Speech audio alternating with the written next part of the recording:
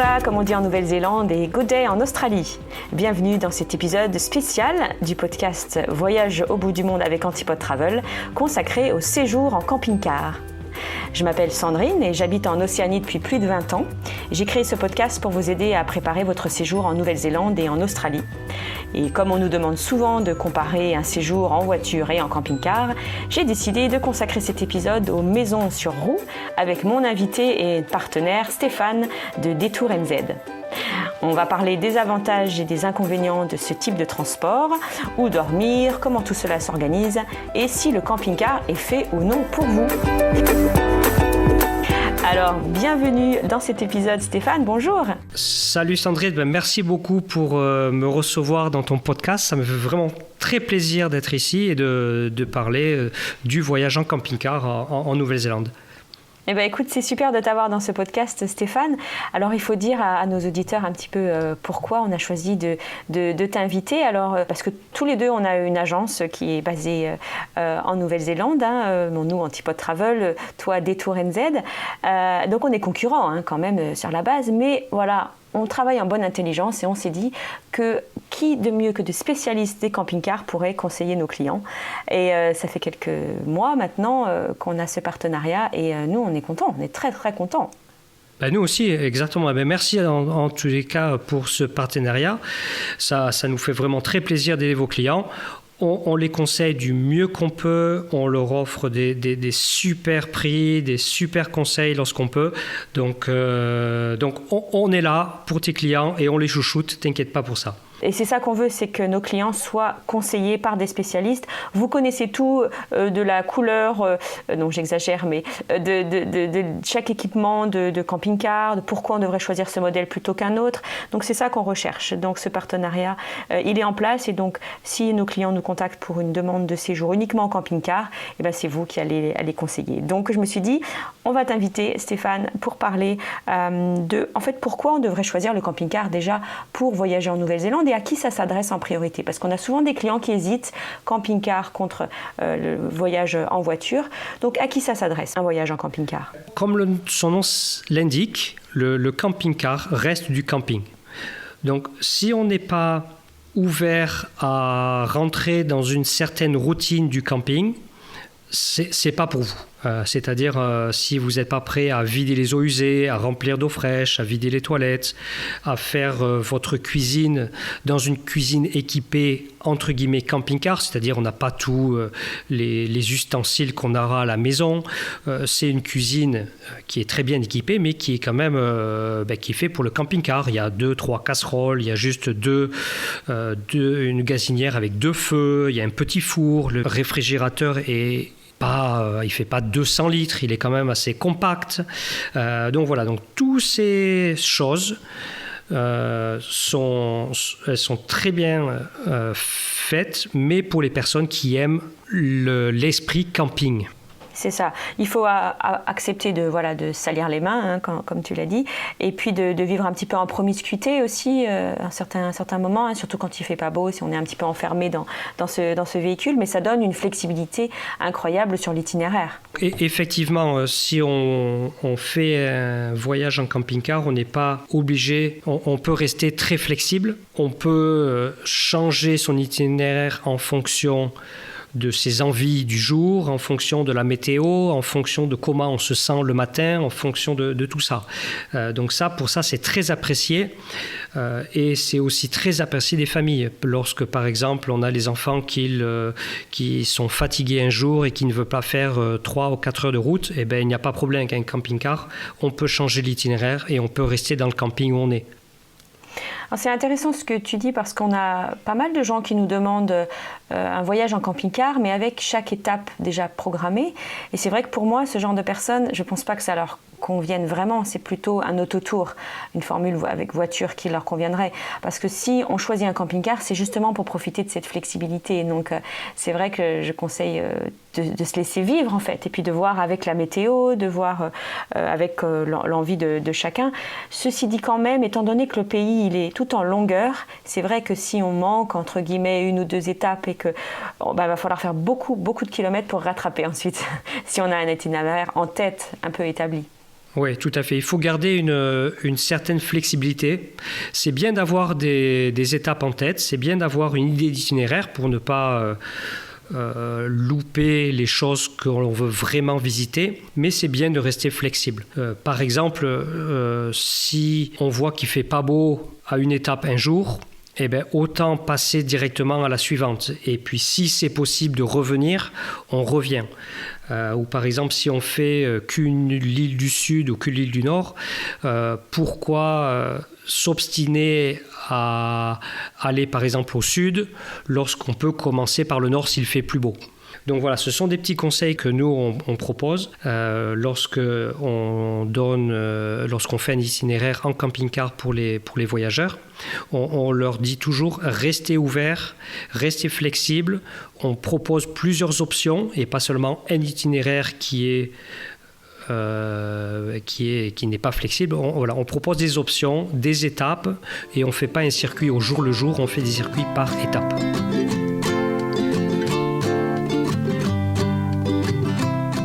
On nous demande également, bien sûr, la différence de coût entre un séjour en camping-car et un séjour en formule voiture et logement. Et là, c'est toujours difficile de répondre. Moi, je dis toujours, ça dépend beaucoup du niveau de confort que vous attendez. Est-ce que vous voulez dormir tout le temps, on va dire à la Belle Étoile, dans des campings gratuits, ou si vous voulez quasiment dormir toutes les nuits dans des campings. Donc, est-ce que tu peux donner un petit peu à nos auditeurs une idée de tarifs et comment on peut évaluer le coût d'un séjour en camping-car ? Je sais que ce n'est pas facile comme question, Stéphane. Oui, c'est pas évident. Je vais essayer de donner une idée de tarif, mais avant, je vais juste proposer ou montrer qu'il y a différents types de véhicules avec différents types de voyages. Donc, il y a, pour les personnes qui ont un budget le plus serré, il est possible de prendre des véhicules qui n'ont pas de toilettes et douches à l'intérieur, qui restent quand même autonomes. Il y a certains véhicules sans toilettes et douches qui sont quand même autonomes et qui permettent de faire du camping sauvage. Donc pour les personnes qui ont un budget très limité mais qui souhaitent quand même vivre l'aventure camping en Nouvelle-Zélande, ce style de voyage sera le moins cher et on peut, en saison moyenne ou en haute saison, on peut faire un voyage comme cela pour environ $150 par jour pour un véhicule. Et ça comprend le véhicule qui est autonome et rester en camping sauvage la plupart des nuits ou en camping du Nord. Et bien sûr, on parle de dollars néo-zélandais. On parle de dollars néo-zélandais, tout à fait. Ensuite, de l'autre côté, si on est une famille de 4 personnes, 2 adultes, 2 enfants, on souhaite un véhicule avec douche et toilette à l'intérieur pour avoir un petit peu plus de flexibilité. Et on souhaite quand même faire des campings de temps en temps pour pouvoir recharger la batterie, vider les eaux usées, faire le plein d'eau et que les enfants profitent des aires de jeu et que, par exemple, on profite aussi d'une bonne douche bien chaude de 10 minutes de temps en temps. Pour cela, il faudra regarder un budget entre 300 et $500 néo-zélandais par jour. Donc le prix varie beaucoup et c'est pour ça que c'est difficile de comparer le séjour en voiture ou en camping-car. Mais dans les prix que tu indiques pour une famille de 4 personnes, c'est à peu près le même prix que si c'était en formule autotour. Hein. C'est souvent ce qu'on voit. Il n'y a pas vraiment une grande différence de prix entre un voyage en camping-car et un voyage en autotour.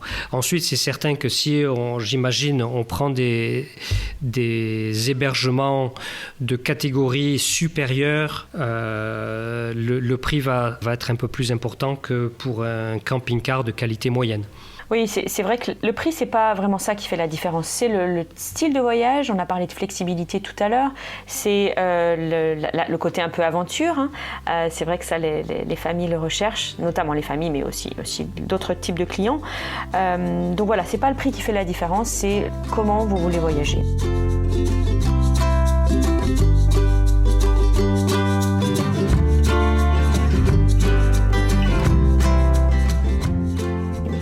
On a mentionné la période hivernale. Est-ce qu'on peut voyager en camping-car en hiver ? Oui, il est tout à fait possible de voyager en camping-car en hiver. Il faut juste un petit peu plus d'organisation.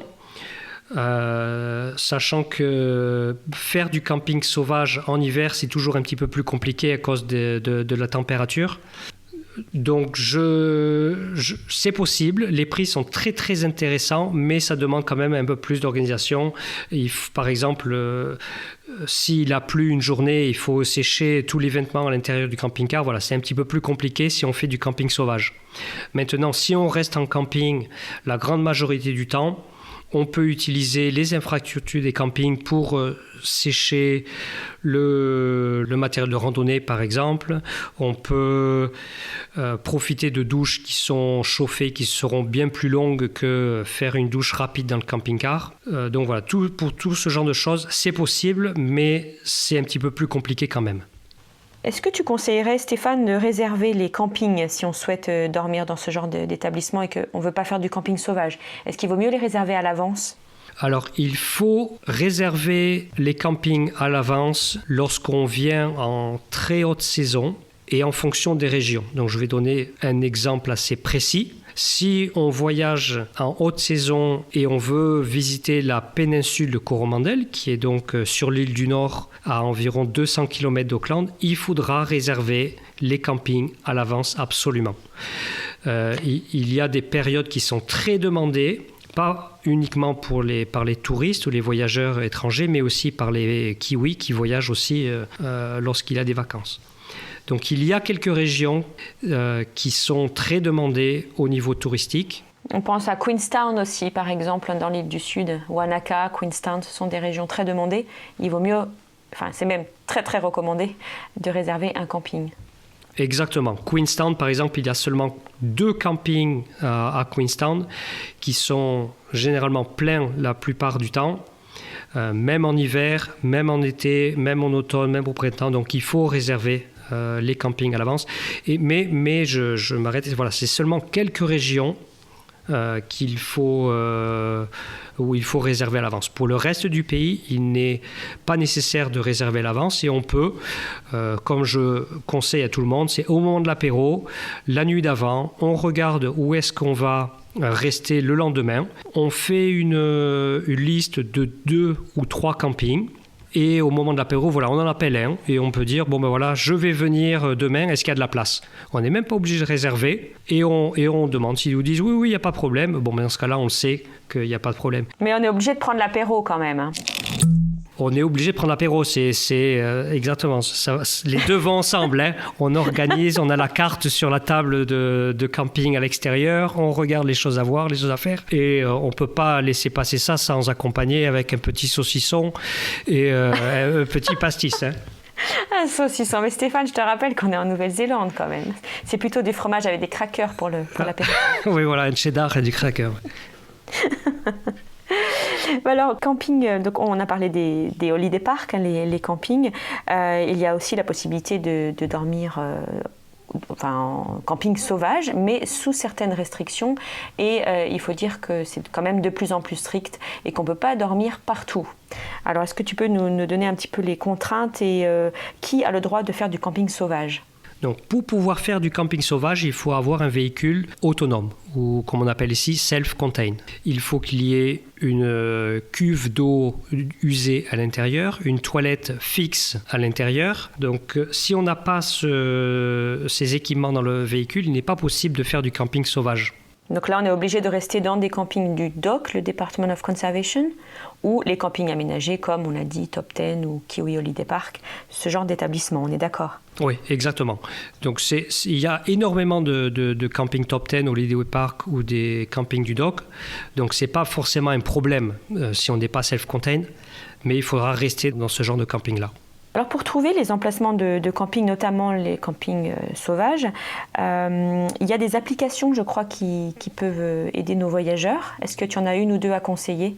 Oui, donc on conseille l'application Rankers et l'application Campermate. Donc ce sont 2 applications qu'on peut trouver sur Internet ou sur les moteurs de recherche qui permet de voir en fait tous les campings dans le pays, donc les campings payants, les campings du DOC, mais aussi où est-ce qu'on peut faire du camping sauvage. Donc tous les campings sont notés en plus, donc il y a avec des petites photos et des petites descriptions qui permettent un petit peu d'avoir une impression sur ce qu'on va trouver.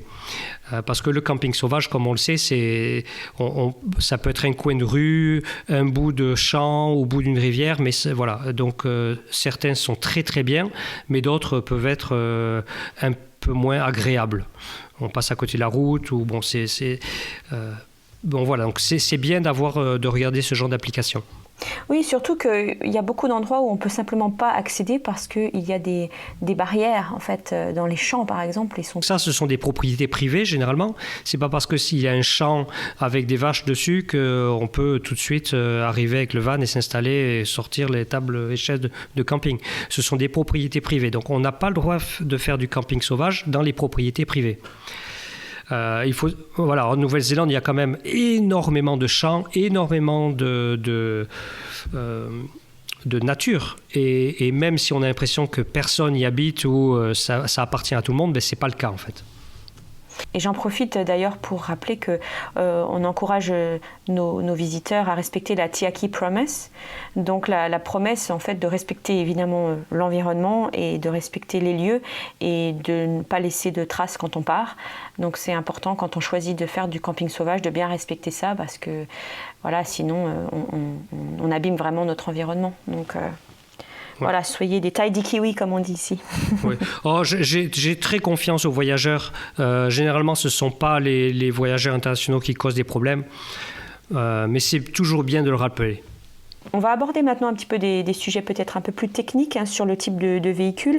Donc on a vu qu'il y avait des véhicules qu'on appelle un camping-car, RV, motorhome, véhicules récréatifs, je crois qu'on dit au Québec, qui sont donc des véhicules avec douche et toilettes bien aménagés. Et puis on a une autre catégorie, les vannes, où il n'y a pas de salle de bain et qui sont pas tous self-contained d'ailleurs. Si, ils le sont tous ? Les vannes ? Non, les vannes ne sont pas tous self-contained. Il faut savoir qu'en 2023, une nouvelle loi est passée qui demandait à tous les vannes qui étaient jusqu'à présent self-contained ou qui étaient avant self-contained de repasser la certification. Mais cette fois-ci, ils devaient avoir une toilette fixe à l'intérieur. Donc il y a quelques années, les vannes pouvaient être self-contained avec seulement une toilette à l'intérieur. Et donc ce qu'il faisait, c'est qu'il prenait une toilette portable, il la mettait à l'arrière dans le van, dans le coffre, et puis hop, ça y est, ils avaient la certification.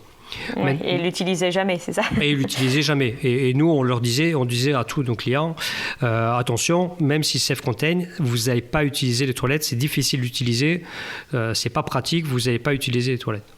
Maintenant, le gouvernement a décidé de changer cette loi et donc d'imposer à tous les loueurs que les toilettes soient fixes à l'intérieur du véhicule pour être utilisables. Donc beaucoup de loueurs ont refait l'aménagement intérieur du véhicule, mais certains ont dit bon, c'est trop compliqué, c'est pas pour nous, donc on va passer en véhicule standard et non autonome. Donc cette loi devient obligatoire le 7 décembre 2024.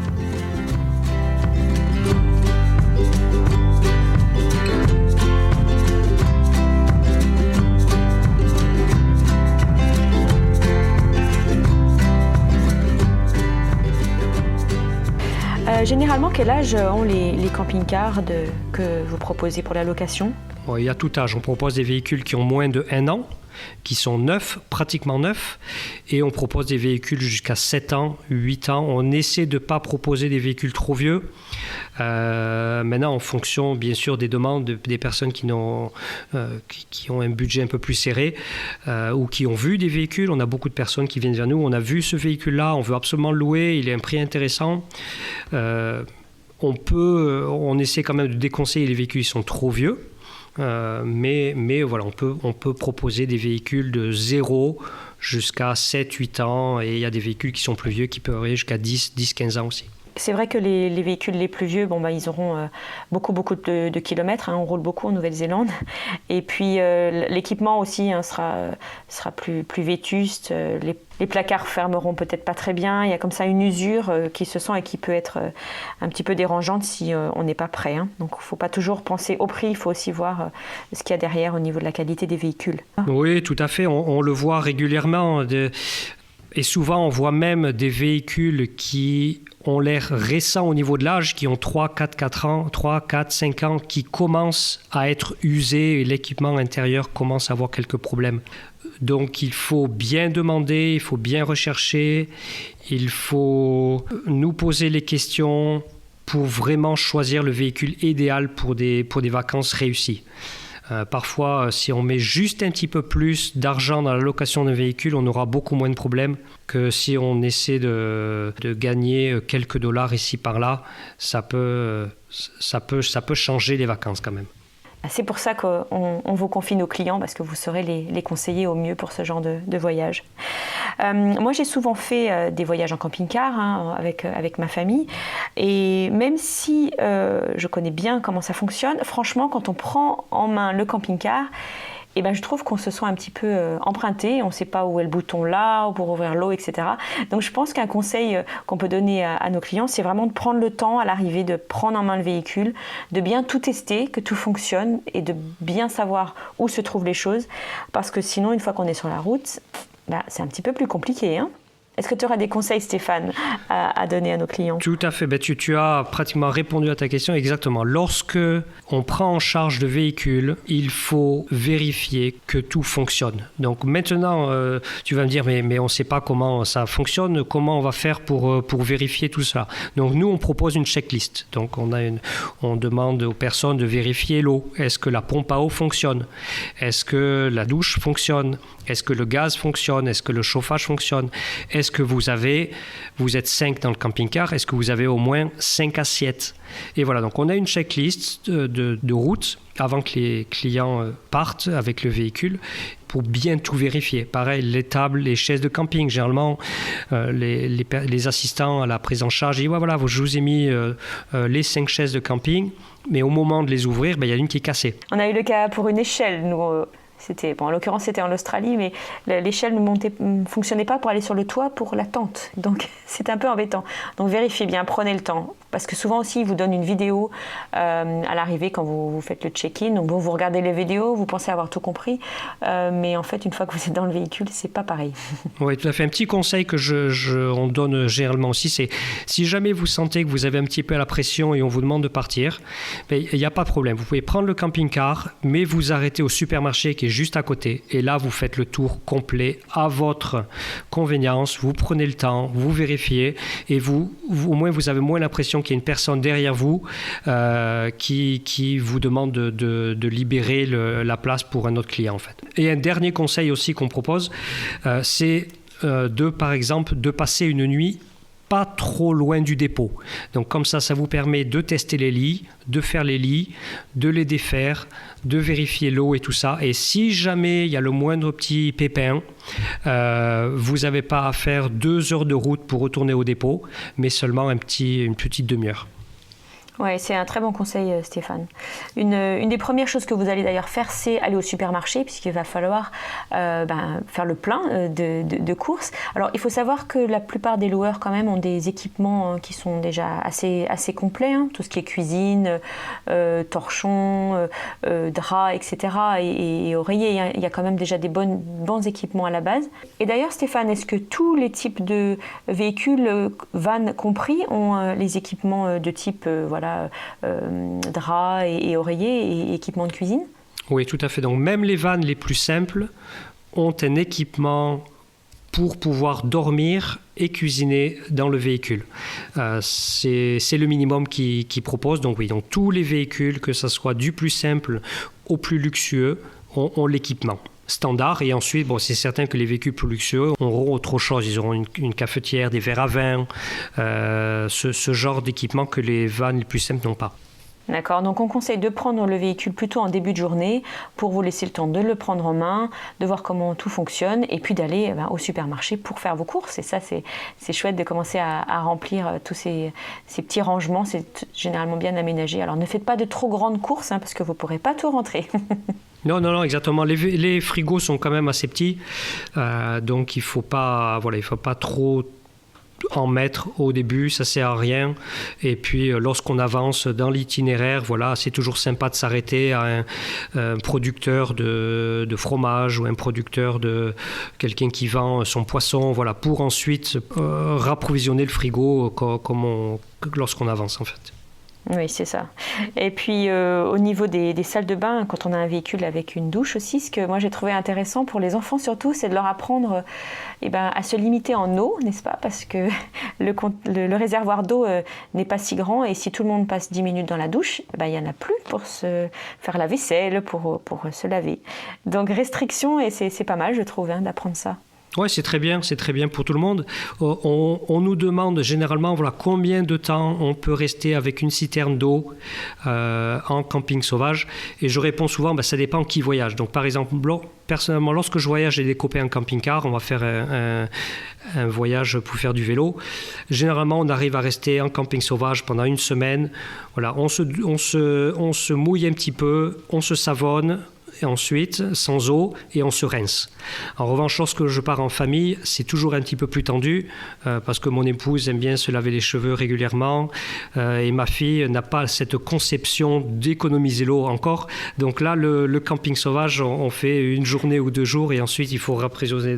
Donc c'est bien, ça dépend. J'espère que ta femme ne va pas écouter, Stéphane. Elle ne parle pas français, donc ça va. Ah ça va alors. That's ridiculous!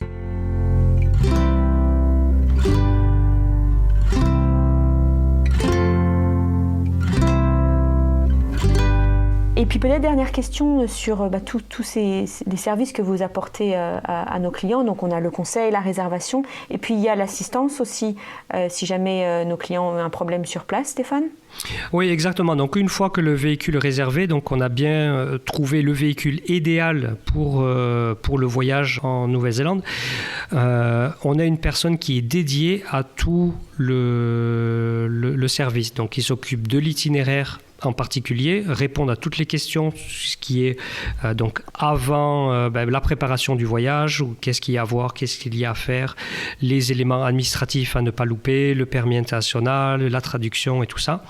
Mais ensuite, une fois sur place, on est là. Donc le moindre pépin, si vous ne comprenez pas quelque chose en anglais, vous pouvez nous appeler et on répond à toutes vos questions.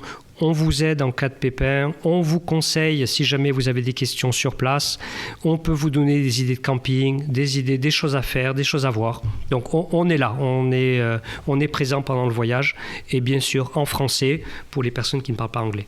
C'est parfait, c'est justement ce que les clients recherchent, l'assistance, et c'est pour ça que c'est bien de passer par une agence aussi pour réserver un camping-car, parce que faut être honnête, il y a beaucoup de moteurs de recherche, on peut trouver un camping-car en ligne, mais vous n'avez pas tous ces conseils et cette assistance une fois sur place.